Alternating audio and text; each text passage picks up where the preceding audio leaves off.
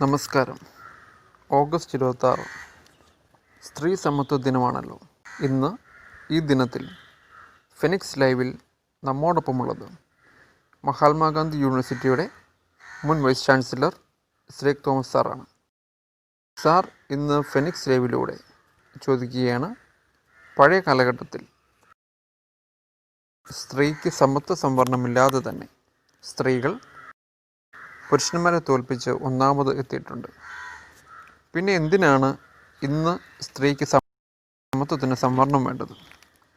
സംവരണമല്ല, എല്ലാ തലങ്ങളിലും സ്ത്രീ ശാക്തീകരണവും സ്ത്രീ പങ്കാളിത്തവുമാണ് വേണ്ടതെന്ന് ശ്രീ തോമസ് സാർ സമർത്ഥിക്കുന്നു. ലോക സംസ്കാരത്തിൻ്റെ ആദിമ കാലം മുതൽക്ക് സമത്വവാദം സജീവമായി ചർച്ചാ വിഷയമായിരുന്നു എന്നുള്ളതാണ് സത്യം. സ്ത്രീ പുരുഷ സമത്വമായാലും പുരുഷനൊപ്പം സ്ത്രീയുടെ സമത്വവും എന്നുള്ള നിലയിലായാലും എക്കാലത്തും ഇത് സാമൂഹിക പ്രമുഖരുടെയും ചരിത്രകാരന്മാരുടെയും ഒക്കെ ആകാംക്ഷയ്ക്ക്, ചർച്ചയ്ക്ക്, സംവാദങ്ങൾക്ക് വിധേയമായിട്ടുള്ള ഒരു വിഷയമാണ്. ഇപ്പോൾ നാം എല്ലാവർക്കും സമത്വം എന്നുള്ള നിലയിലാണ് കാര്യങ്ങളെ പരിഗണിക്കുന്നത്, വീക്ഷിക്കുന്നതും അങ്ങനെ തന്നെയാണ്. അങ്ങനെയാണ് ഇപ്പോൾ എല്ലാ സമത്വവാദങ്ങൾക്കും നമ്മൾ ഓരോ ദിവസം ഗണിച്ച് നൽകിയിട്ടുള്ളത്. സ്ത്രീ സമത്വം എന്നത് കുറേ കാലമായി നമ്മുടെ സമൂഹത്തിലും സജീവമായ ഒരു ചർച്ചാ വിഷയമാണ്. സമത്വം എന്നത് ഹൃദ്യമായ, മനോഹരമായ, പ്രതീക്ഷാനിർഭരമായ, ആഹ്ലാദകരമായ ഒരു ചിന്തയാണ്. എന്നാൽ ഈ സമത്വം എന്നത് ശാസ്ത്രീയമായി നിലനിൽക്കുന്നതാണോ അല്ലയോ എന്നതും ഒരു സംവാദ വിഷയമാണ്. സ്ത്രീ സമത്വമാണല്ലോ നാളത്തെ മുഖ്യമായ ചിന്താവിഷയം. സ്ത്രീ സമത്വം എന്നതും ചരിത്രവുമായി ബന്ധപ്പെട്ട്, സാമൂഹികമായ പുരോഗതിയുമായി ബന്ധപ്പെട്ട്, സംസ്കാരത്തിൻ്റെ മുന്നേറ്റവുമായി ബന്ധപ്പെട്ട് കാലാകാലങ്ങളിൽ പൊതുവായ ചർച്ചകൾക്കും സംവാദങ്ങൾക്കും വിവാദങ്ങൾക്കുമൊക്കെ വിധേയമായ ഒരു വിഷയവുമാണ്. സമത്വം എന്നതിനെ നാം പല കോണുകളിൽ നിന്ന് കാണേണ്ടതുണ്ട് എന്നെനിക്ക് തോന്നിയിട്ടുണ്ട്. പൊതുവെ നമ്മൾ സമത്വത്തെ നൈയാമികമായ നിയമത്തിൻ്റെ അടിസ്ഥാനത്തിലുള്ള ഒരു സങ്കല്പമായിട്ടാണ് എടുക്കുക. നിയമത്തിൻ്റെ മുമ്പിൽ എല്ലാവരും തുല്യർ. അത് ഏറ്റവും സ്വാഗതാർഹമായ, സ്വീകാര്യമായ ഒരു പൊതു നിലപാടാണ്. നിയമം ആരെയും വേർതിരിക്കാൻ പാടില്ല. നിയമത്തിൻ്റെ സംരക്ഷണം എല്ലാവർക്കും തുല്യമായി ലഭ്യമാക്കണം. ഒരു ജനാധിപത്യ സമൂഹത്തിൽ അല്ലെങ്കിൽ ഒരു പുരോഗമനാത്മക സമൂഹത്തിൽ ഇത് തീർച്ചയായും വളരെ ഗണനീയമായ പ്രാധാന്യത്തോടെ പരിഗണിക്കേണ്ട ഒരു തത്വമാണ്. എന്നാൽ സമത്വം എന്നത് ആകർഷകമാണെങ്കിലും അതിനൊട്ടേറെ പരിമിതികളുണ്ട്. നിയമത്തിൻ്റെ മുമ്പിൽ പോലും നമ്മൾ പലപ്പോഴും ഉയർത്തുന്ന ഒരാക്ഷേപം, ഇക്വാളിറ്റി എന്നുള്ള തത്വത്തെപ്പറ്റി പറയുമ്പോൾ all are equal but some are more equal എന്ന് നിയമത്തിൻ്റെ പരിഗണനയ്ക്ക് വരുന്ന വിഷയങ്ങളെപ്പറ്റിയുള്ള വിധിവാചകങ്ങൾ വരുമ്പോൾ നമ്മൾ ചിലപ്പോൾ ഉയർത്തുന്ന ഒരു ആക്ഷേപമാണ്. ആ നിലയിൽ നമുക്ക് കാണുമ്പോൾ പുരുഷനും സ്ത്രീയും തമ്മിലുള്ള സമത്വം, അതിന് നിയമത്തിനപ്പുറത്തുള്ള ഒട്ടേറെ ഘടകങ്ങൾ കൂടി പരിഗണിക്കേണ്ടി വരും എന്നുള്ളതാണ്. പുരുഷന് ചെയ്യാൻ കഴിയുന്ന എല്ലാ കാര്യങ്ങളും സ്ത്രീക്ക് ചെയ്യാൻ കഴിയുകയില്ല എന്നുള്ളതും, സ്ത്രീക്ക് ചെയ്യാൻ കഴിയുന്ന എല്ലാ കാര്യങ്ങളും പുരുഷന് ചെയ്യാൻ സാധ്യമല്ല എന്നുള്ളതും അംഗീകരിക്കപ്പെട്ടിട്ടുള്ള ഒരു തത്വവുമാണ്. എന്നാൽ പൊതുവായ കാര്യങ്ങളിൽ, സമൂഹത്തിൻ്റെ മുന്നേറ്റത്തിൽ, സംസ്കാരത്തിൽ നമുക്ക് ചെയ്യാവുന്ന സംഭാവനകളിൽ, ഭരണരംഗത്ത് നമുക്ക് തെളിയിക്കാവുന്ന മികവുകളിലൊക്കെ സ്ത്രീ പുരുഷ സമത്വം എന്ന ആശയം തീർച്ചയായും സ്വാഗതാർഹമായ കാര്യമാണ്. ഇപ്പോൾ നമ്മൾ സ്ത്രീകൾക്ക് പുരുഷന് തുല്യമായ അവകാശങ്ങളും അവസരങ്ങളും നൽകുന്നതിനുള്ള ഒരു ഉപാധിയായി സംവരണമാണ് മുന്നോട്ട് വയ്ക്കുന്നത്. പാർലമെൻറ്റിലായാലും നിയമസഭയിലായാലും തദ്ദേശ സ്വയംഭരണ സ്ഥാപനങ്ങളിലായാലും സ്ത്രീകൾക്ക് സംവരണം ഏർപ്പെടുത്തുന്നത് കൊണ്ട് അല്ലെങ്കിൽ അതുവഴിയായി നമുക്ക് സ്ത്രീ സമത്വത്തെ കൂടുതൽ സുരക്ഷിതമാക്കാൻ കഴിയും എന്നുള്ള ഒരു സങ്കല്പം. ആ സങ്കല്പത്തിൻ്റെ അടിസ്ഥാനത്തിലുള്ള നിയമ ഭേദഗതികളും ഉണ്ടാകുമ്പോഴാണ് സംവരണം നടപ്പാകുന്നത്. എന്നാൽ ലോക ചരിത്രം നമ്മൾ പരിശോധിക്കുമ്പോൾ പുരുഷനായാലും സ്ത്രീ ആയാലും എല്ലാവരും എന്നും ഒരുപോലെ അല്ല എന്നുള്ള സത്യത്തെ നമ്മൾ സമ്മതിക്കേണ്ടി വരും. പുരുഷന്മാർക്കിടയിലും സമത്വമില്ലായ്മയുണ്ടല്ലോ, സ്ത്രീകൾക്കിടയിലും അതുണ്ടാവും. എല്ലാ സ്ത്രീകളും ഒരുപോലെയല്ല എന്നതുപോലെ എല്ലാ പുരുഷന്മാരും ഒന്നുപോലെയല്ല. ലോകമെമ്പാടുമുള്ള ചരിത്രത്തെ നമ്മൾ പഠന വിധേയമാക്കുമ്പോൾ ഈ സത്യം നമ്മൾ നന്നായി സമ്മതിക്കാനും മനസ്സിലാക്കാനും ഇടവരും എന്നുള്ളതാണ് എൻ്റെ ഒരു വിശ്വാസം. ഗ്രീസ് ആണല്ലോ ജനാധിപത്യത്തിൻ്റെ പിള്ളത്തൊട്ടിൽ എന്ന് നമ്മൾ പറയുന്നത്. ഗ്രീസിൽ തന്നെ നമുക്കറിയാം, എല്ലാവരും തുല്യർ എന്നുള്ള നിലയിൽ ജനങ്ങളുടെ ഏറ്റവും സജീവമായ പങ്കാളിത്തത്തെ ഉറപ്പാക്കിയിരുന്ന ഒരു ജനാധിപത്യ സംവിധാനം അവിടെ സിറ്റി സ്റ്റേറ്റ്സ്, നഗര രാഷ്ട്ര സംവിധാനത്തിൽ നിലനിന്നിരുന്നു എന്നാണല്ലോ നമ്മൾ വിശ്വസിക്കുന്നത്. പക്ഷേ അന്നും പൊതുകാര്യങ്ങളിൽ എല്ലാവർക്കും ഒന്നിച്ച് സമ്മേളിക്കാം എന്നിരിക്കുമ്പോഴും നമ്മളും കാണുന്നുണ്ട് ഗ്രീസിലും വ്യത്യസ്തതകളുണ്ടായിരുന്നു. കഴിവിലുള്ള വ്യത്യസ്തത, അധികാരത്തിൻ്റെ ഉപയോഗത്തിലുള്ള വ്യത്യസ്തത, അധികാര കേന്ദ്രങ്ങളെ നിയന്ത്രിക്കുന്നതിൻ്റെ സ്വാധീനത്തിലുള്ള വ്യത്യസ്തത, ഇതെല്ലാം ഗ്രീസിൻ്റെ ചരിത്രവും നമ്മളുടെ മുമ്പാകെ ആവിഷ്കരിക്കുന്നുണ്ട്. സോക്രട്ടീസും പ്ലേറ്റോയും ടോളമിയും മഹാകവിയായിരുന്ന ഹോമറും ഒക്കെ ഒരു സമത്വസുന്ദരമായ സമൂഹം എന്ന് നമ്മൾ സങ്കല്പിക്കുന്ന ഗ്രീസിൽ തന്നെ മറ്റ് ആളുകളിൽ നിന്ന് വളരെ വ്യത്യസ്തമായി ഉയർന്നു നിന്നിരുന്നവരാണ് അവരുടെ ഭീഷണ വൈഭവം കൊണ്ട്. ആ രീതിയിലാണ് നമ്മൾ പഴയകാല ചരിത്രം പരിശോധിക്കുമ്പോൾ എത്രയോ സ്ത്രീകളാണ് ആ കാലങ്ങളിലുണ്ടായിരുന്ന പുരുഷ രാജാക്കന്മാരെക്കാൾ അല്ലെങ്കിൽ പുരുഷ കേസരികളെക്കാൾ എത്രയോ ഉയരത്തിൽ അവർക്ക് അവരുടെ ഒരു പ്രതിഷ്ഠാ സങ്കേതത്തെ സൃഷ്ടിച്ചെടുക്കാനും നിലനിർത്താനും കഴിഞ്ഞു എന്നുള്ളതാണ്. ചരിത്രത്തിൽ നമ്മൾ അങ്ങനെ എത്രയോ വ്യക്തിത്വങ്ങളെ കണ്ടുമുട്ടുന്നു, സ്ത്രീ വ്യക്തിത്വങ്ങൾ. അപ്പോൾ സ്ത്രീ സമത്വം എന്ന് പറയുന്നത് പുതിയ ഒരു ആശയം എന്ന് നമുക്ക് പറഞ്ഞുകൂടാ. സ്ത്രീകൾ അവരവരുടെ കഴിവിൻ്റെ അടിസ്ഥാനത്തിൽ അതാത് കാലങ്ങളിൽ അവരുടെ സ്വാധീനം, അവരുടെ വ്യക്തിത്വം ഒക്കെ തെളിയിച്ചിട്ടുള്ളതാണ്. അത് ക്ലിയോപാട്ര ആയാലും ശരി, ഇംഗ്ലണ്ടിലെ 1ാം എലിസബത്ത് രാജ്ഞി ആയാലും ശരി, വിക്ടോറിയ മഹാറാണി ആയാലും ശരി, ഇന്ത്യയിൽ വരുമ്പോൾ ഝാൻസി റാണി ആയാലും ശരി, സ്വാതന്ത്ര്യ സമരത്തിലെ ജനകീയ റാണിമാരെന്ന് നമുക്ക് പറയാവുന്ന സരോജിനി നായിഡുവോ ആനി ബെസൻറ്റോ അക്കാമചെറിയാനോ ആനി മസ്ക്രീനോ KR ഗൗരിയോ ആരും ആകട്ടെ, ഇവരെല്ലാവരും പുരുഷന്മാരെക്കാൾ അതാത് കാലത്തുണ്ടായിരുന്ന പുരുഷന്മാരെക്കാൾ പുരുഷ നേതാക്കന്മാരെക്കാൾ ഒരു പടി പോലും താഴെ നിന്നവരല്ല.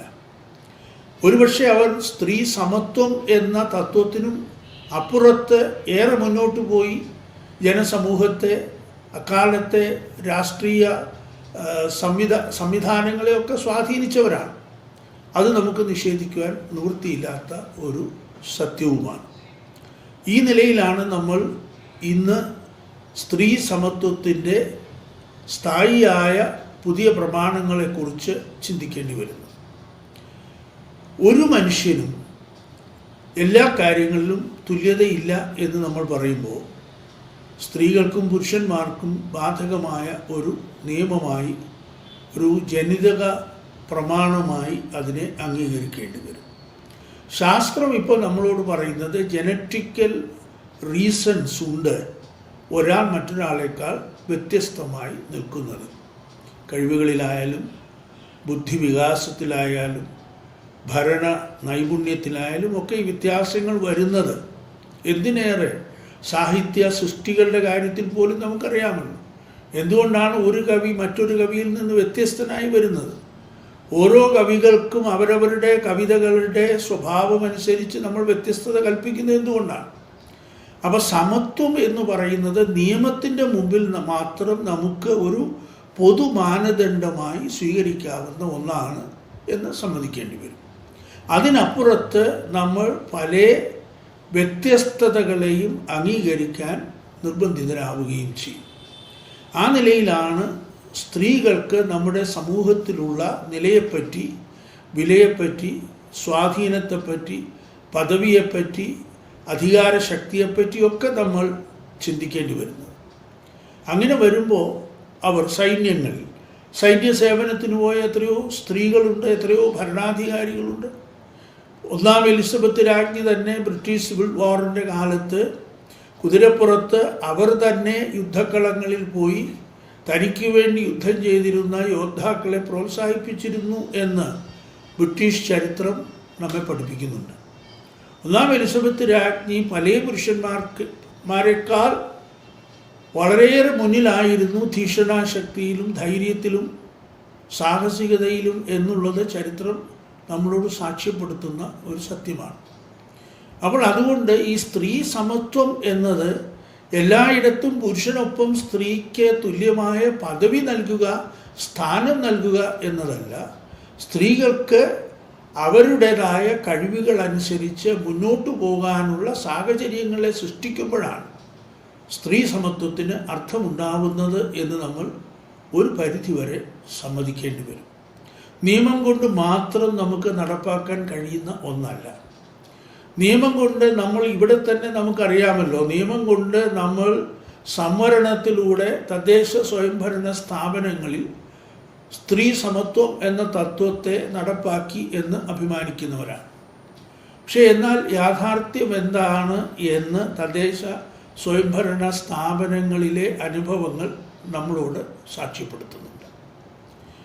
പുരുഷന്മാരുടെ വാർഡുകളിൽ നിന്ന് മത്സരിച്ച് ജയിച്ചിരുന്ന കൗൺസിലർമാരോ ബ്ലോക്ക് പഞ്ചായത്ത്, ജില്ലാ പഞ്ചായത്ത് അല്ലെങ്കിൽ ഗ്രാമപഞ്ചായത്ത് തലങ്ങളിലോ ഉള്ള പ്രാതിനിധ്യ സ്വഭാവം തന്നെ എടുത്താൽ സംവരണ നിയമം വന്നപ്പോൾ അങ്ങനെ ഏതൊക്കെ വാർഡുകളാണോ സ്ത്രീ വാർഡുകളായി സംവരണം ചെയ്യപ്പെട്ടത് അതിൽ മിക്ക വാർഡുകളിലും തലേ പ്രാവശ്യം ആരായിരുന്നോ അവിടെ കൗൺസിലറായിരുന്നത് അവരുടെ ഭാര്യമാരെ തന്നെ മുന്നോട്ട് കൗൺസിലർമാരാക്കാനാണ് ജനാധിപത്യം പ്രസംഗിക്കുന്ന എല്ലാ പാർട്ടികളും മുന്നണികളും പലപ്പോഴും തയ്യാറായിട്ടുള്ളത്. എന്ന് വെച്ചാൽ ഭർത്താവിൻ്റെ സ്വാധീനത്തിൽ തന്നെ ഭാര്യ അവിടെ വരുന്നു. അങ്ങനെ നടപ്പാക്കപ്പെട്ട സംവരണാനുകൂല്യത്തിൻ്റെ അടിസ്ഥാനത്തിൽ ബ്ലോക്കിലോ ജില്ലാ പഞ്ചായത്തിലോ അല്ലെങ്കിൽ ഗ്രാമപഞ്ചായത്തിലോ വന്നിരുന്ന സ്ത്രീകളുടെ ഭർത്താക്കന്മാരോ അല്ലെങ്കിൽ പാർട്ടിയെ അതാത് സ്ഥലങ്ങളിൽ നയിച്ചിരുന്ന പുരുഷ നേതാക്കന്മാരോ സംവരണ തത്വത്തിൻ്റെ അടിസ്ഥാനത്തിൽ തിരഞ്ഞെടുക്കപ്പെട്ട് പദവികളിലെത്തിയ സ്ത്രീ ജനപ്രതിനിധി നേതാക്കളെ സ്വാധീനിക്കുകയോ നിയന്ത്രിക്കുകയോ ചെയ്തു എന്ന ഒട്ടേറെ ആരോപണങ്ങൾ പാർട്ടി തലങ്ങളിലും മാധ്യമതലത്തിലും ഒക്കെ കാലാകാലങ്ങളിൽ ഉന്നയിക്കപ്പെട്ടിട്ടുണ്ട്. അത് ഗവേഷണ വിദ്യാർത്ഥികൾ പഠന വിധേയമാക്കേണ്ട ഒരു വിഷയമാണ്. അതിൻ്റെ ശരിതെറ്റുകളിലേക്കല്ല ഞാൻ പോകുന്നത്. ഞാൻ പറഞ്ഞത് സ്ത്രീ സമത്വത്തിനായി സ്ത്രീ സംവരണ തത്വങ്ങൾ നടപ്പാക്കിയപ്പോഴും ഭരണച്ചരടിൻ്റെ നിയന്ത്രണം പുരുഷന്മാരുടെ കയ്യിൽ തന്നെ ആയിരുന്നു എന്ന് ഒട്ടേറെ ആക്ഷേപങ്ങൾ വന്നു. എന്നാൽ ഈ സംവരണ കാലത്തിന് മുമ്പുള്ള കാലത്തെപ്പറ്റി നമ്മളൊന്ന് ആലോചിച്ചാൽ ആരും 1-ാം എലിസബത്ത് രാജ്ഞിയെപ്പറ്റിയോ വിക്ടോറിയ മഹാറാണിയെപ്പറ്റിയോ ഇപ്പോഴത്തെ എലിസബത്ത് രാജ്ഞിയെപ്പറ്റിയോ ഒന്നും അവരുടെ ഭർത്താക്കന്മാരോ മറ്റ് ഏതെങ്കിലും പുരുഷ കേസരികളോ അവരെ നിയന്ത്രിച്ചതായി അവരുടെ മേൽ അമിതമായ സ്വാധീനം ചെലുത്തിയതായി പറയപ്പെടുന്നില്ലല്ലോ.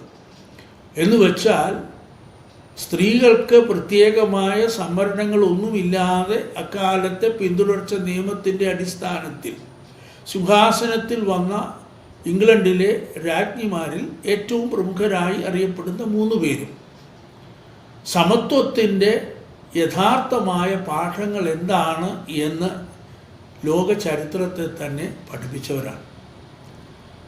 അവരൊക്കെ ആ നിലയിലാണ് യുദ്ധം ചെയ്യേണ്ടപ്പോൾ യുദ്ധം ചെയ്തും സമാധാനകാലത്ത് ഭരണയന്ത്രങ്ങളെ നിയന്ത്രിച്ചു അവരുടെ നേതൃപാടവത്തെ സാക്ഷ്യപ്പെടുത്തിയിട്ടുള്ളത്. ഇത് തന്നെയാണ് ഓരോ തരത്തിലാണ് ഓരോ കാലത്തും ഇത്തരം സ്വാധീനങ്ങൾ വന്നിട്ടുള്ളത്. ക്ലിയോപാട്രയെ പറ്റി തന്നെ ചരിത്ര കഥകൾ ഒട്ടേറെ ഉണ്ടല്ലോ. എങ്ങനെയാണ് ക്ലിയോപാട്ര ലോക ചരിത്രത്തെ തന്നെ ഒരു കാലഘട്ടത്തിൽ സ്വാധീനിച്ചത്? അത് അവരുടെ സൗന്ദര്യം കൊണ്ടാണ് എന്ന് മാത്രം പറയുന്നതിൽ അർത്ഥമുണ്ട് എന്ന് ഞാൻ വിശ്വസിക്കുന്നില്ല. സൗന്ദര്യം ഉണ്ടായിരുന്നിരിക്കണം അവർക്ക് തീർച്ചയായും. എന്നാൽ അവരുടെ സൗന്ദര്യത്തിനപ്പുറം അവർക്കുണ്ടായിരുന്ന അപാരമായ ഒരു മേധാശക്തിയും അന്യരാജ്യങ്ങളിലെ ചക്രവർത്തിമാരെ പോലും സ്വാധീനിക്കുന്നതിന് ഈ ഈജിപ്ഷ്യൻ സുന്ദരിക്ക് ഇടവരുത്തിയതിൻ്റെ പിന്നിലുണ്ടാവും എന്നുള്ളതിൽ യാതൊരു സംശയവുമില്ല എന്നുള്ളതാണ് സത്യം. ആധുനിക കാലത്തേക്ക് നമ്മൾ വരുമ്പോൾ നമ്മൾ കാണുന്നത് ഇതാണ്. ഒരു സംവരണത്തിൻ്റെയും പിൻബലമില്ലാതെയാണ്. നമുക്കറിയാം, ആദ്യത്തെ വനിതാ പ്രധാനമന്ത്രിയായി സിലോണിൽ, അന്നത്തെ സിലോണിൽ, ഇപ്പോഴത്തെ ശ്രീലങ്കയിൽ സിരിമാവോ ബണ്ടാരനായകെ പ്രധാനമന്ത്രിയായി വരുന്നത് നാം ഓർക്കുന്നു. തൻ്റെ ഭർത്താവ് ബണ്ടാരനായക വെടിയേറ്റ് മരിക്കുകയും അതേ തുടർന്നുണ്ടായ തെരഞ്ഞെടുപ്പിൽ അവർ അദ്ദേഹത്തിൻ്റെ പാർട്ടിയെ നയിക്കുകയും ജനങ്ങൾ മഹാഭൂരിപക്ഷത്തോടുകൂടി സിരിമാവോയെ അധികാരത്തിലേറ്റുകയുമാണ് ചെയ്തത്. അപ്പോൾ സിരിമാവോ ബണ്ടാരനായകെ സജീവമായ രാഷ്ട്രീയത്തിൽ നേരത്തെ ഉണ്ടായിരുന്ന ആളല്ല. എന്നിട്ട് പോലും അവർ ലോകത്തിലെ ആദ്യത്തെ വനിതാ പ്രധാനമന്ത്രി എന്നുള്ള നിലയിൽ നിസ്സാരമായ ഒരു പങ്കാളിത്തമല്ല ചരിത്രത്തിൻ്റെ താളുകളിൽ സാക്ഷ്യപ്പെടുത്തിയത്. പിൽക്കാലത്തെ സംഭവങ്ങളൊക്കെ നമുക്ക് മാറ്റിവെക്കുക.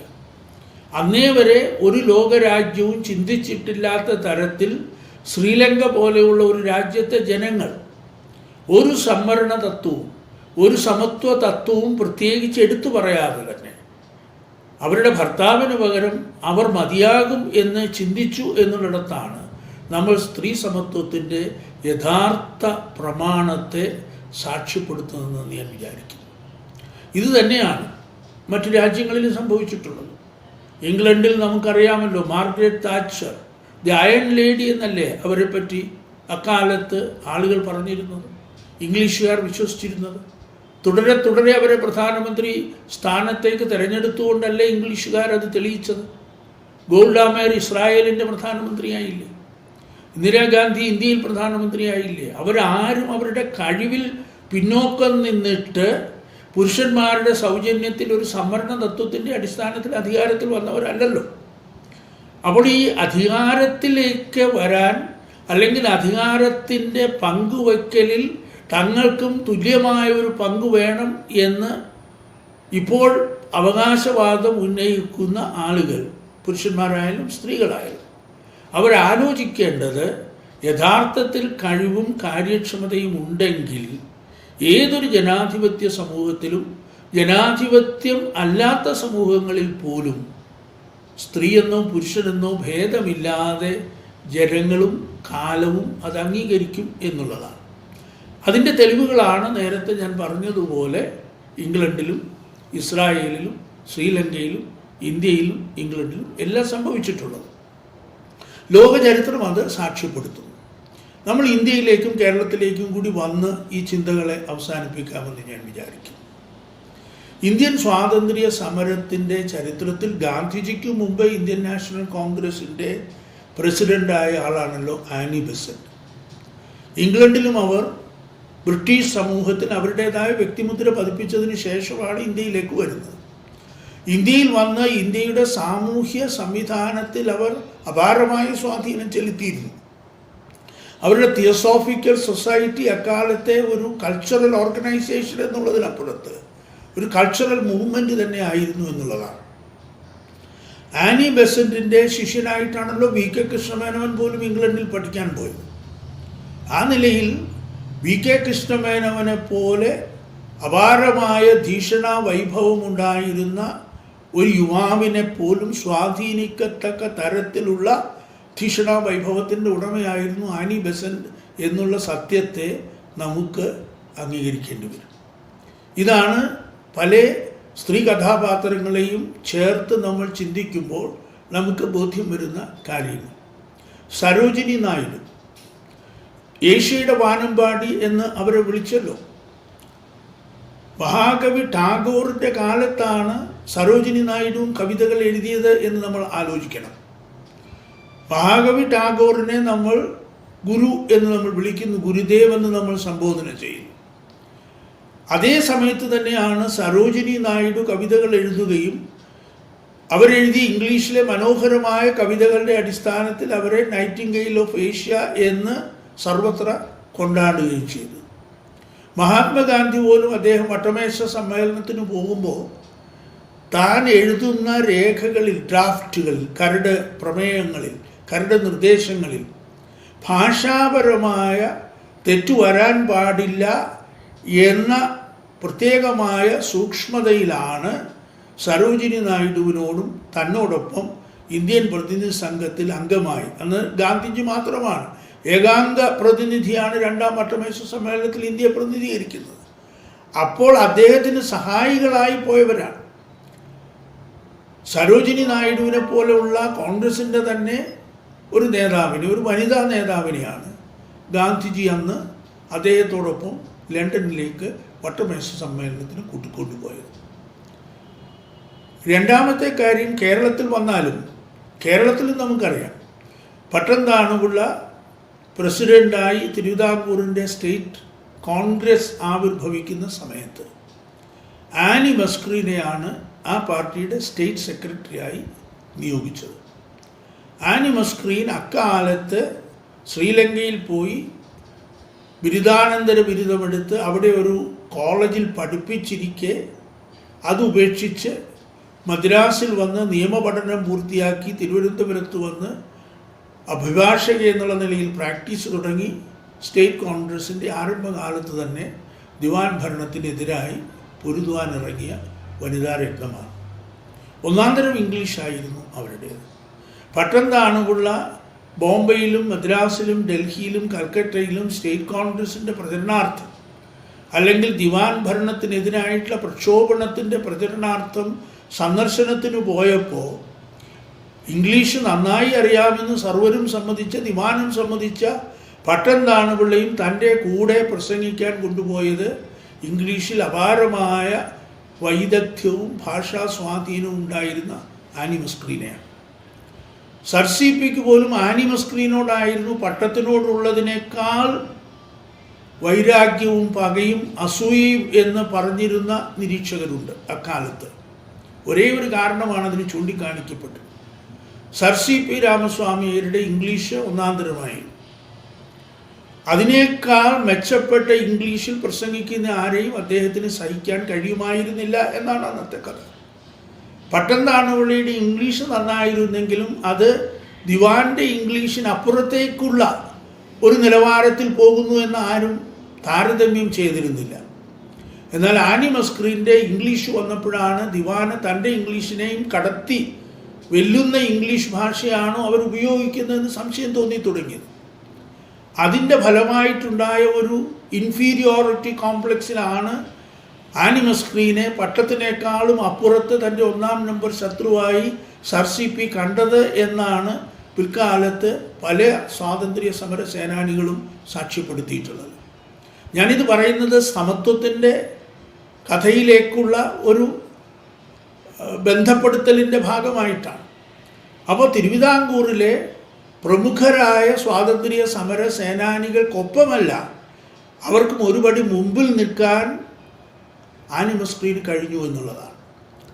100,000 വോളണ്ടിയർമാരെ നയിച്ചുകൊണ്ടാണ് അക്കാമ ചെറിയാൻ രാജകൊട്ടാരം വളർന്നത്.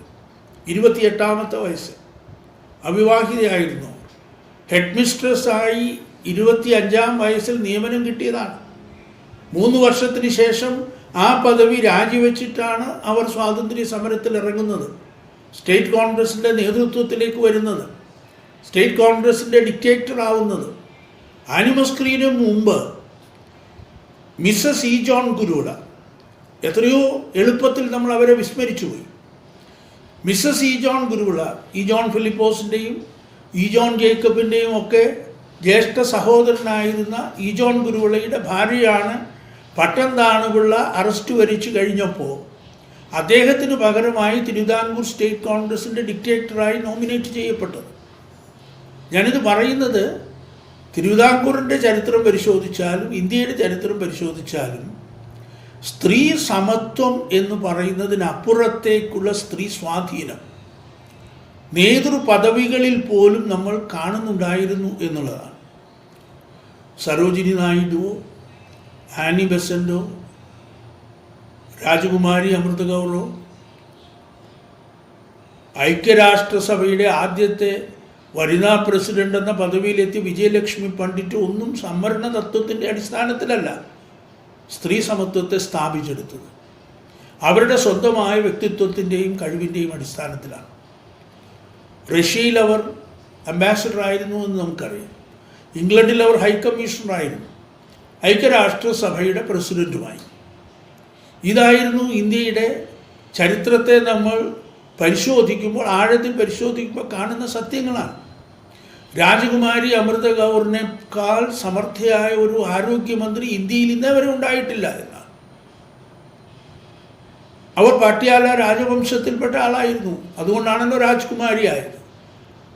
ആ സുഖസൗകര്യങ്ങളെല്ലാം ഉപേക്ഷിച്ചിട്ടാണ് അവർ ഗാന്ധിയുടെ അനുയായി മാറിയത്. എത്രയോ തവണ അവർ ജയിലിൽ അടക്കപ്പെട്ടു. സരോജിനി നായിഡുവിൻ്റെ കഥ പറഞ്ഞല്ലോ. ഇന്ത്യ ചരിത്രത്തിൽ അങ്ങനെ എത്രയോ ആളുകളാണ്.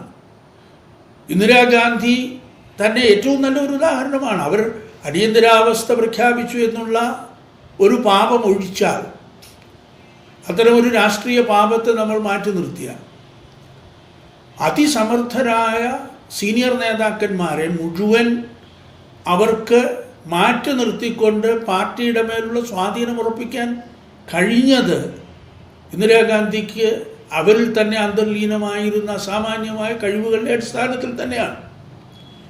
പുരുഷന്മാരുടെ സഹായത്തോടെയല്ല അവർ പുരുഷന്മാരെ വെല്ലുവിളിച്ചത്. ഒരു നിയമത്തിൻ്റെയും പിൻബലത്തിലല്ല. അവരുടേതായ മേധാശക്തിയിൽ അവർ തന്നെ ആശ്രയിച്ചുകൊണ്ട് ഇന്ത്യയുടെ രാഷ്ട്രീയ ഭാഗധേയത്തെ നിയന്ത്രിക്കാൻ അക്കാലത്തെ ഏത് നേതാവിനേക്കാളും തനിക്ക് തന്നെയാണ് കഴിവുള്ളത് എന്ന ആത്മബോധത്തിൻ്റെ അടിസ്ഥാനത്തിൽ തന്നെയാണ് അവർ തനിക്ക് പൈതൃകമായി ലഭിച്ചു എന്ന് വിശ്വസിക്കുന്നതായ ഒരു രാഷ്ട്രീയ പൈതൃകത്തെ ഉയർത്തിപ്പിടിക്കാൻ ശ്രമിച്ചത്. അത് നമ്മൾ സമ്മതിക്കേണ്ടി വരും. രാഷ്ട്രീയമായി പ്രത്യയശാസ്ത്രപരമായി അവരുടെ നിലപാടുകളോട് നമുക്ക് യോജിക്കുകയോ വിയോജിക്കുകയോ ആവാം. അപ്പോൾ ഇന്ദിരാഗാന്ധി ഒരു നേതാവെന്നുള്ള നിലയിൽ, അതുകൊണ്ടാണല്ലോ അവരെ അന്നത്തെ പ്രതിപക്ഷത്തെ ഏറ്റവും പ്രഗത്ഭനായ നേതാവായിരുന്ന അടൽ ബിഹാരി വാജ്പേയി പോലും അന്ന് പാർലമെൻറ്റിൽ പറഞ്ഞില്ലേ, ഹിയർ കംസ് ദ ദുർഗാദേവി എന്നാണ് പറഞ്ഞത്. ഇന്ത്യയുടെ ദുർഗാദേവി ആണെന്ന് പ്രതിപക്ഷത്തെ നേതാവിനെ കൊണ്ട് പറയിപ്പിക്കാൻ അവർക്ക് സാധിച്ചില്ലേ. അപ്പോൾ സമത്വത്തെപ്പറ്റി നമ്മൾ പറയുമ്പോൾ എനിക്ക് വളരെ വിനയത്തോടെ സമൂഹത്തിൻ്റെ മുമ്പാകെ സമർപ്പിക്കാനുള്ള ഒരു ചിന്ത, ഒരപേക്ഷ, നമ്മളിത് നിയമത്തിൻ്റെ പിൻബലത്തിൽ മാത്രം ഉറപ്പിക്കാൻ കഴിയുന്ന ഒരു കാര്യമാണ് എന്ന് ചിന്തിച്ചുകൂടാ എന്നാണ്. നിയമപരമായ സ്ത്രീ സംവരണമല്ല സ്ത്രീ സമത്വത്തിനുള്ള എളുപ്പമായ ഉപാധി എന്ന് നമ്മൾ സമ്മതിക്കേണ്ടി വരും. യഥാർത്ഥ ഉപാധിയായി വരേണ്ടത് സ്ത്രീകൾക്ക് ആവശ്യമായ പിൻബലം കൊടുക്കുക, വിദ്യാഭ്യാസം നൽകുക, അവർക്ക് അവസരങ്ങളെ നൽകുക. അവസരങ്ങൾ അവർ പിടിച്ചെടുക്കാനുള്ള കഴിവ് ഇല്ല എന്നല്ല ഞാൻ പറഞ്ഞു. തീർച്ചയായിട്ടും ഉണ്ടായിരുന്നു. പുരുഷന്മാരോട് മത്സരിച്ചിട്ടാണ് പഴയ കാലത്തും വനിതാ നേതാക്കന്മാർ അധികാര പദവികളിൽ എത്തിച്ചേർന്നിട്ടുള്ളത്. അപ്പോൾ നേരത്തെ ആനി മസ്ക്രീനെ പറ്റി പറഞ്ഞല്ലോ. അവർക്ക് 52 തിരുവനന്തപുരത്ത് നിന്നുള്ള പാർലമെൻറ്റ് സീറ്റ് കോൺഗ്രസ് നിഷേധിച്ചപ്പോൾ തിരുവനന്തപുരം പോലെയുള്ള ഒരു നിയോജക മണ്ഡലത്തിൽ ആനി മസ്ക്രീൻ സ്വതന്ത്രയായി നിന്ന് മത്സരിച്ച കോൺഗ്രസിൻ്റെ അതിപ്രഗത്ഭനായ നെയ്യാറ്റിൻകര ടി കെ നാരായണപിള്ള എന്ന നേതാവിനെ തോൽപ്പിച്ചുകൊണ്ടാണ് അവർ പാർലമെൻറ്റിലേക്ക് പോയത്. തനിക്ക് അർഹമായിരുന്ന മീനച്ചിൽ പാർലമെൻറ്റ് നിയോജക മണ്ഡലത്തിൽ 3 തവണ അവർക്ക് കോൺഗ്രസ് നേതൃത്വം പാർലമെൻറ്റ് ടിക്കറ്റ് നിഷേധിച്ചപ്പോഴാണ് അക്കാമചെറിയാൻ. തെരഞ്ഞെടുപ്പിൽ അവർ ഒരുപക്ഷെ പരാജയപ്പെട്ടിരിക്കാം. എങ്കിലും അവർ കോൺഗ്രസിൻ്റെ ഏറ്റവും ബലമുള്ള കോട്ടയായ മീനച്ചിൽ ശക്തമായ വെല്ലുവിളി ഉയർത്തിക്കൊണ്ട് സ്വതന്ത്ര സ്ഥാനാർത്ഥിയായി മത്സരിച്ചത്. ചരിത്രത്തിലൂടെ ഒരു തീർത്ഥയാത്ര നടത്തുമ്പോൾ ഒട്ടേറെ യാഥാർത്ഥ്യങ്ങളെ കണ്ടെത്തുന്നത്. തദ്ദേശ സ്വയംഭരണ സ്ഥാപനങ്ങളെപ്പറ്റി നമ്മൾ പറഞ്ഞു. അതായിരുന്നല്ലോ ഇപ്പോൾ അതിലൂടെയാണല്ലോ നമ്മൾ സ്ത്രീ സമത്വം നടപ്പാക്കാൻ ശ്രമിക്കുന്നു എന്ന് പറയുന്നത്. 65 വർഷം മുമ്പാണ് എൻ്റെ അമ്മ പാലാ മുനിസിപ്പാലിറ്റിയിൽ ആദ്യത്തെ വനിതാ കൗൺസിലറാവുന്നത്. അവർ സ്വന്തം വാർഡിൽ നിന്ന് പോലുമല്ല മത്സരിച്ചത്. സ്വന്തം വാർഡിൽ അവരെക്കാൾ സീനിയറായിരുന്ന ഒരു കൗൺസിലർ ഉണ്ടായിരുന്നത് കൊണ്ടും അദ്ദേഹത്തിന് ഒരു തവണ മാത്രമേ മത്സരിക്കാൻ ഇടവന്നുള്ളൂ എന്നുള്ളത് കൊണ്ടും അന്നത്തെ കോൺഗ്രസ് നേതൃത്വം അമ്മയോട് സ്വന്തം വാർഡ് വിട്ട് മറ്റൊരു വാർഡിൽ മത്സരിക്കാനാണ് നിർദ്ദേശിച്ചത്. അവിടെ നിന്ന് ശക്തമായ എതിർപ്പുകളുണ്ടായി. കാരണം ആ വാർഡിൽ തന്നെയുള്ള ഒട്ടേറെ പൗരപ്രമുഖർ ഒരുപക്ഷെ ആ വാർഡിൽ നിന്ന് അന്നത്തെ കാലത്തെ കൗൺസിലറാവാൻ ആഗ്രഹിച്ചിട്ടുണ്ടാവാം. പക്ഷേ അമ്മയ്ക്ക് ഒരു അധൈര്യവും തോന്നിയില്ല. തൻ്റേതല്ലാത്ത ഒരു വാർഡിൽ പോയി അല്പം അകലെയുള്ള വാർഡിൽ നിന്നാണ് മത്സരിച്ചത്. ആ വാർഡിൽ മത്സരിച്ച് ആ വാർഡിലെ പ്രമുഖനായ ഒരു സ്ഥാനാർത്ഥിയെ തോൽപ്പിച്ചു തന്നെയാണ് 65 വർഷം മുമ്പ് എൻ്റെ അമ്മ മിസ്സസ് ആർ വി തോമസ്, അവരെല്ലാവരും മിസ്സസ് ആർ വി എന്ന് വിളിച്ചു. അമ്മ അന്ന് പാലാ മുനിസിപ്പാലിറ്റിയിലെ ആദ്യത്തെ വനിതാ കൗൺസിലറായിരുന്നു. അന്ന് ആകെ 4 വനിതകളെ കേരളത്തിലെ മുനിസിപ്പാലിറ്റികളിലുണ്ടായിരുന്നു വനിതാ കൗൺസിലർമാരായി. കോട്ടയത്ത് പ്രഗത്ഭനായ കമ്മ്യൂണിസ്റ്റ് നേതാവ് കോട്ടയം ഭാസിയുടെ ഭാര്യ KP സരള ടീച്ചർ, കൊല്ലത്തെ MN സതീഭായി, എറണാകുളത്ത് പിൽക്കാലത്ത് ഹൈക്കോടതി ജഡ്ജിയായി തീർന്ന P ജാനകിയമ്മ 26-ാമത്തെ വയസ്സിലാണ് അവർ അന്ന് എറണാകുളം മുനിസിപ്പൽ കൗൺസിലിലേക്ക് മത്സരിച്ചു എന്ന് മാത്രമല്ല, മത്സരം കഴിഞ്ഞ് കോൺഗ്രസ് കൗൺസിലർമാർക്കിടയിൽ ആരാണ് ചെയർമാൻ ആവേണ്ടതെന്ന് തർക്കം മൂത്തപ്പോൾ എല്ലാവരും എഗ്രി ചെയ്യുന്ന പൊതു സ്ഥാനാർത്ഥിയായി അംഗീകരിക്കപ്പെട്ടത് ജാനകിയമ്മയാണ്. കൊടികെട്ടിയ പുരുഷ നേതാക്കന്മാർ അന്നത്തെ ചെയർമാൻ സ്ഥാനത്തേക്ക് സ്ഥാനാർത്ഥികളായി നിൽക്കുമ്പോഴാണ് എറണാകുളത്തെ കൗൺസിലർമാർ ഏകകണ്ഠമായി ജാനകിയമ്മ 26-ാമത്തെ വയസ്സിൽ അഡ്വക്കേറ്റായിരുന്ന ജാനകിയമ്മയെ കേരളത്തിലെ ആദ്യത്തെ വനിതാ മുനിസിപ്പൽ ചെയർപേഴ്സണാക്കിയത്. പിന്നീട് തൃശ്ശൂരിൽ നിന്നുള്ള മഹിളയും അന്ന് അവിടുത്തെ മുനിസിപ്പൽ കൗൺസിലും വന്നു. 4 കൗൺസിലർമാരാണ് കേരളത്തിലൊട്ടാകെ. പക്ഷെ അതിൻ്റെ വ്യത്യസ്തത എന്ന് ഞാൻ പറയുന്നത് സംവരണത്തിൻ്റെ അടിസ്ഥാനത്തിലല്ല, എല്ലാവരും പുരുഷ സ്ഥാനാർത്ഥികളോട് മത്സരിച്ച് തന്നെ ജയിച്ചു വന്നതാണ്. ഇത് തന്നെയായിരുന്നു കേരളത്തിലെ രാഷ്ട്രീയ ചരിത്രത്തിൽ നമ്മൾ കാണുന്നത്. ഗൗരി അമ്മയെ മാറ്റി നിർത്തിയിട്ട് നമുക്ക് രാഷ്ട്രീയ വനിതാ സമത്വത്തെപ്പറ്റി ചിന്തിക്കാൻ സാധിക്കും. എത്ര തവണ അവർ മത്സരിച്ചു, എത്രയോ തവണ അവർ ജയിച്ചു, എത്രയോ തവണ അവർ മന്ത്രിയായി. കേരളത്തിൻ്റെ സാമൂഹിക സംവിധാന ഘടകങ്ങളെ ഇത്രയേറെ സ്വാധീനിച്ച ഒരു മന്ത്രിയോ ജനപ്രതിനിധിയോ ഉണ്ടായിട്ടില്ല എന്ന് പറയാൻ നമുക്ക് രണ്ടാമതൊന്നും ആലോചിക്കേണ്ടി വരുന്നില്ല എന്നാണ് ഞാൻ വിശ്വസിക്കുന്നത്. ധീരയായ നേതാവായിരുന്നു, സമർത്ഥയായ മന്ത്രിയായിരുന്നു, വളരെ ശക്തമായ സാന്നിധ്യത്തെ നിയമസഭയിൽ കാണിച്ച നിയമസഭാ സാമാജികയുമായിരുന്നു. ജയിലിലും പോയല്ലോ, വളരെ ചെറുപ്പത്തിൽ അവർ ജയിലിലും അടയ്ക്കപ്പെട്ടില്ലേ, സ്വാതന്ത്ര്യ സമരത്തിൻ്റെ ഭാഗമായി തന്നെ. അപ്പോൾ ഇതെല്ലാം നമ്മളെ ബോധ്യപ്പെടുത്തുന്നത്. സുശീല ഗോപാലൻ, എത്രയോ ചെറുപ്പത്തിൽ അവർ സജീവമായി കമ്മ്യൂണിസ്റ്റ് പാർട്ടിയുടെ പ്രവർത്തനങ്ങളിൽ ഏർപ്പെട്ടു. ഏറെ വ്യത്യാസമുണ്ടായിരുന്നല്ലോ AK ഗോപാലനുമായി അവർക്ക് പ്രായം. എന്നിട്ടും അവർ വിവാഹിതരായ, വിപ്ലവകരമായ വിവാഹം അല്ലെങ്കിൽ വിവാദമായ വിവാഹം എന്ന് വേണമെങ്കിലും പറഞ്ഞുകൊള്ളൂ, എന്തുമായിക്കൊള്ളട്ടെ. അവർ പിന്നീട് പാർലമെൻറ്റിൽ പോയി, സംസ്ഥാനത്തെ നിയമസഭയിൽ അംഗമായി, ഇവിടെ മന്ത്രിയായി. സുശീല ഗോപാലനും വളരെ തിളങ്ങുന്ന ഒരു സ്ത്രീ കഥാപാത്രമായി നമ്മുടെ രാഷ്ട്രീയത്തിൽ നിൽക്കുന്നുണ്ടല്ലോ. AV കുട്ടുമാളുവമ്മ ഏത് വനിതാ സമത്വ നിയമത്തിൻ്റെ അടിസ്ഥാനത്തിലാണ് അവരെ നമ്മൾ വിലയിരുത്തുക? സ്വാതന്ത്ര്യ സമരകാലത്ത് 40 ദിവസം മാത്രം പ്രായമുള്ള കൈക്കുഞ്ഞുമായിട്ടാണ് അവർ അറസ്റ്റ് ചെയ്യപ്പെട്ടത്. 2.5 വർഷമാണ് അവർ ജയിലിൽ തൻ്റെ കുട്ടിയുമൊത്ത് ജീവിച്ചത്. ഇതൊക്കെ ചരിത്രത്തിൻ്റെ മായാത്ത ഏടുകളാണ്. കണ്ണൂരിൽ മിസ്സസ് ഗ്രേസി സാമുവൽ ആരോൺ എന്ന സ്ത്രീ കഥാപാത്രം അവിടുത്തെ രാഷ്ട്രീയത്തെ ഏറ്റവും സ്വാധീനിച്ച ആളല്ലേ. തൃശ്ശൂരിൽ സമരം നയിച്ച് അറസ്റ്റ് വരിച്ചത് മിസ്സസ് CR യൂണി അല്ലേ. കൊച്ചിയിൽ എത്രയോ സ്ത്രീകൾ അങ്ങനെ വളരെ സജീവമായ സാന്നിധ്യം കൊണ്ട് ഇവിടുത്തെ പൊതുജീവിതത്തെ ധന്യമാക്കിയിട്ടുണ്ട്. മലബാറിലായാലും തിരുവിതാംകൂറിലായാലും തിരുക്കൊച്ചിയിലായാലും എല്ലായിടത്തും നമ്മൾ കാണുന്നത് ഇത്തരം സ്ത്രീകളുടെ സമുന്നതമായ സ്വാധീനമാണ്. അതുകൊണ്ട് സ്ത്രീ സമത്വത്തെപ്പറ്റി നമ്മൾ പറയുമ്പോൾ നിയമം വഴി മാത്രം ഉറപ്പാക്കപ്പെടേണ്ട ഒന്നല്ല അത് എന്ന് ഞാൻ വിശ്വസിക്കുന്നു. കഴിവുള്ള സ്ത്രീകൾ അവരുടെ ആത്മധൈര്യത്തോടുകൂടി ഏത് രംഗത്ത് പ്രവർത്തിക്കുന്നു. നമ്മൾ എത്രയോ കവികളെപ്പറ്റി പറഞ്ഞു. കേരളത്തിലെ വിദ്യാഭ്യാസ രംഗത്ത് പോലും ഒരു കാലത്ത് സിലബസ് പരിഷ്കരണ കമ്മിറ്റിയിൽ, പാഠപുസ്തക കമ്മിറ്റിയിലൊക്കെ അംഗങ്ങളായിരുന്നത് ആരൊക്കെയാണ്? അമ്പാടി കാർത്യായനിയമ്മ ടീച്ചറെ പോലെ, പ്രൊഫസർ കോന്നിയൂർ മീനാക്ഷി അമ്മ ടീച്ചറെ പോലെ, മിസ് പി ബ്രൂക്ക് സ്മിത്ത് എന്ന ബാലികാമഠത്തിൻ്റെ പ്രിൻസിപ്പലിനെ പോലെ വിദേശ രാജ്യത്തു നിന്ന് വന്നവരല്ലേ, ഇംഗ്ലീഷുകാരിയായിരുന്നല്ലോ. മിസ്സസ് സി കുട്ടൻ നായരെ പോലുള്ള ആളുകൾ, കല്യാണിക്കുട്ടിയമ്മയെ പോലുള്ള ആളുകൾ, എത്രയോ പ്രഗത്ഭരായ വനിതകളാണ് അന്ന് വിദ്യാഭ്യാസ രംഗത്തെയും സ്വാധീനിച്ച് നിന്നിരുന്നതെന്നാണ് ഞാൻ സൂചിപ്പിച്ചത്. കേരളത്തിലെ ആദ്യത്തെ വനിതാ പ്രിൻസിപ്പലായി വന്ന പ്രൊഫസർ അന്നനിധീരിയാണ്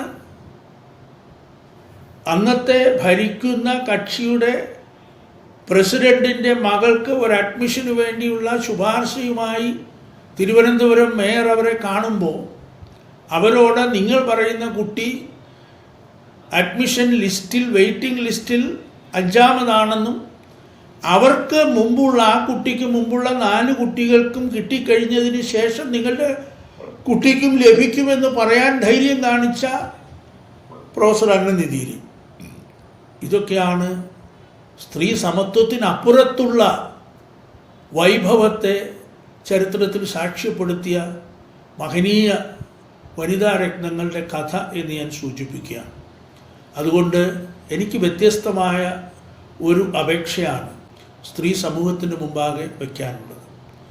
പാർലമെൻറ്റിലും സംവരണം വേണം എന്ന് ആവശ്യപ്പെടുന്നത് യുക്തിഭദ്രമല്ല എന്ന് ഞാൻ വിചാരിക്കുന്നു. സംവരണമല്ല സമത്വത്തിനുള്ള മാർഗം, അത് ദയയാണ്. ഇറ്റ് ഈസ് ഓൺ ചാരിറ്റിയാണ്. സംവരണം ഒരു ചാരിറ്റിയാണ്, സമൂഹം നൽകുന്ന ഒരു ചാരിറ്റിയാണ്. അത്തരം ഒരു ചാരിറ്റിയിൽ കൂടെ അല്ല പുരുഷനൊപ്പം നിൽക്കേണ്ടത്. ഇപ്പോൾ ഹിന്ദു പുരാണങ്ങളിലൂടെ നമ്മൾ എത്രയോ സ്ത്രീ കഥാപാത്രങ്ങളുടെ ശക്തിയെ അഭിമാനത്തോടെ ആദരവോടെ കാണുന്നു. വേദപുസ്തകങ്ങളിലും നമ്മളിത് കാണുന്നുണ്ട്. ഇപ്പോൾ ബൈബിളിൻ്റെ അടിസ്ഥാനത്തിൽ പറഞ്ഞാൽ പർദീസയിൽ ആദവും ഹവ്വയും ജീവിക്കുമ്പോൾ ആദത്തിൻ്റെ മേൽ എത്രയോ സ്വാധീനം ഹവ്വയ്ക്കുണ്ടായിരുന്നു എന്നുള്ളതാണ്. അവിടെ അവർ തുല്യരാണോ അല്ലയോ എന്നുള്ളത് ഇപ്പോഴും വിവാദ വിഷയമാണ്. പക്ഷേ ആദത്തിനെ പോലും ദൈവത്തിൻ്റെ കൽപ്പനയെ ലംഘിക്കാൻ പ്രേരിപ്പിക്കുവാനുള്ള സ്വാധീനം ഹവ്വയ്ക്ക് ചെയ്യാൻ കഴിഞ്ഞു എന്നുള്ളതാണല്ലോ നമ്മൾ അംഗീകരിക്കേണ്ട തത്വം. അപ്പോൾ സ്ത്രീകളുടെ സ്വാധീനം എന്ന് പറയുന്നത് അവരുടെ ഭീഷണിയാണ്, അവരുടെ ആത്മധൈര്യമാണ്, അവർക്ക് അവരവരിൽ തന്നെയുള്ള വിശ്വാസമാണ്. അത്തരമൊരു വിശ്വാസത്തെ വളർത്തിയെടുക്കാൻ ആവശ്യമായ സംവിധാനങ്ങളാണ് ഇവിടെ വേണ്ടത്. അത് തെരഞ്ഞെടുപ്പിനുള്ള സംവരണമല്ല. വിദ്യാഭ്യാസ രംഗത്ത് പിന്നോക്കം നിൽക്കുന്ന പെൺകുട്ടികൾക്ക് പഠിക്കാനുള്ള അവസരമുണ്ടാവണം, അതിനുള്ള ധനസഹായം സർക്കാരിൽ നിന്നുണ്ടാവണം. സാമൂഹികമായ രംഗങ്ങളിൽ പ്രവർത്തിക്കുന്നിടത്ത് ഇപ്പോൾ നമ്മളുടെ പെൺകുട്ടികളാണല്ലോ ലോകത്തിൻ്റെ വ്യത്യസ്ത രാജ്യങ്ങളിലും തലസ്ഥാനങ്ങളിലുമൊക്കെ ആരോഗ്യരംഗത്ത് ഏറ്റവും ഭംഗിയായി പ്രവർത്തിക്കുന്ന ഡോക്ടർമാരും നഴ്സുമാരും മലയാളികളാണെന്ന് പറയുന്നുണ്ടല്ലോ, എല്ലാവരും സമ്മതിക്കുന്നുണ്ടല്ലോ. എന്തുകൊണ്ടാണ് സംഭവിച്ചത്? അവർ ആരുടെയെങ്കിലും സൗജന്യത്തിൽ പോയതല്ല, അവരുടെ ധൈര്യം.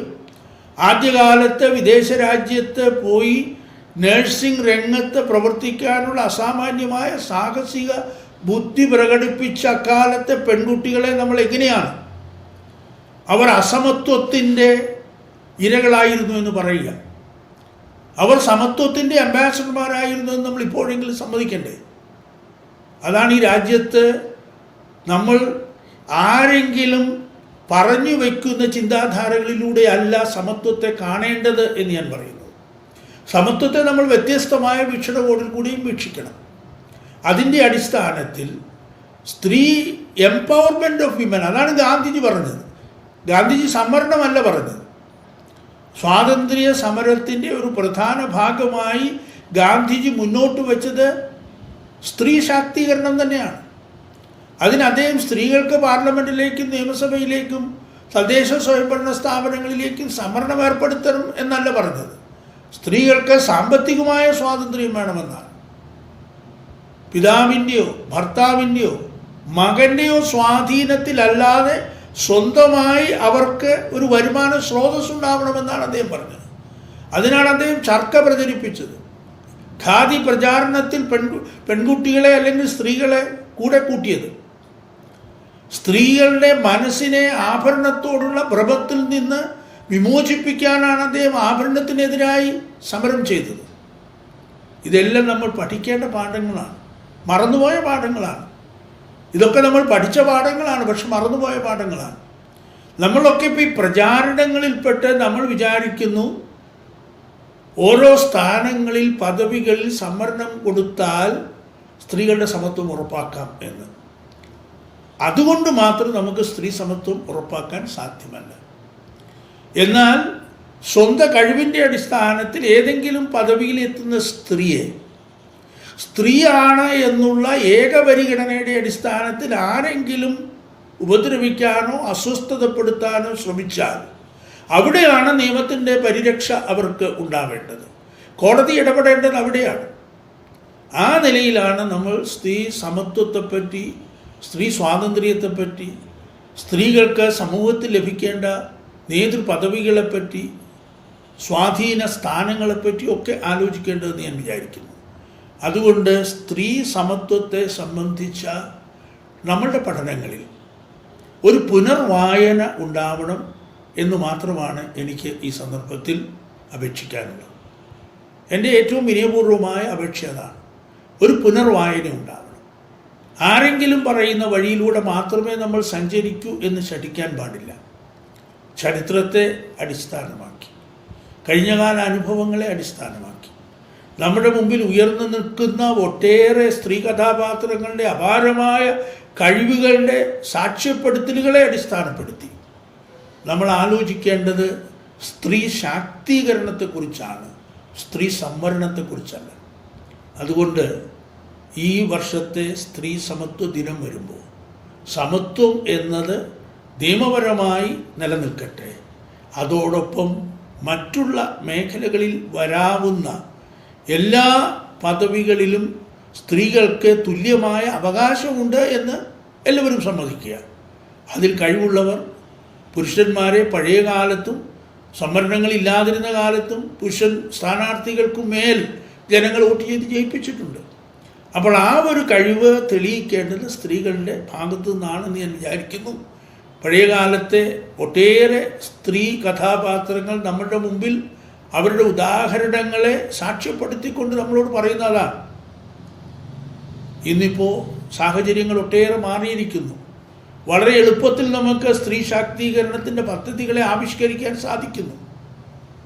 ആ നിലയിൽ നമുക്ക് നിലവിലുള്ള സാഹചര്യങ്ങളിൽ സ്ത്രീകൾക്കുള്ള സമത്വം എന്നതിനേക്കാൾ സ്ത്രീകൾക്കുള്ള പങ്കാളിത്തം, അത് രാഷ്ട്രീയ പങ്കാളിത്തമാകട്ടെ, ആത്മീയ മേഖലയിലെ പങ്കാളിത്തമാവട്ടെ, സാമൂഹിക രംഗങ്ങളിലെ പങ്കാളിത്തമാകട്ടെ, അധികാര പദവികളിലെ പങ്കാളിത്തമാവട്ടെ, ഈ പങ്കാളിത്തത്തെ ഉറപ്പാക്കാനാണ് നമ്മൾ ശ്രമിക്കേണ്ടത്.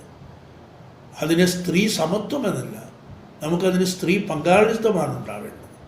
ജീവിതത്തിൽ എന്നതുപോലെ സമൂഹത്തിലും സഭയിലും എല്ലാ മേഖലകളിലും നമുക്ക് ഈ സ്ത്രീ പങ്കാളിത്തത്തിൻ്റെ സാധ്യതകളെ ഉറപ്പാക്കാനുള്ള സാഹചര്യങ്ങളെ അന്വേഷിക്കാനും പഠന വിധേയമാക്കാനും ഉള്ള ഒരു സന്ദർഭമായി സ്ത്രീ സമത്വത്തെ പറ്റിയുള്ള നമ്മളുടെ പഠനങ്ങളും അനുഭവങ്ങളും ഒരു പുനർവായനയ്ക്ക് പ്രേരിപ്പിക്കുമാറാകട്ടെ എന്ന് മാത്രം പ്രാർത്ഥിച്ചു ആശംസിച്ചു ഞാൻ എൻ്റെ വാക്കുകളെ അവസാനിപ്പിക്കുന്നു. നമസ്കാരം.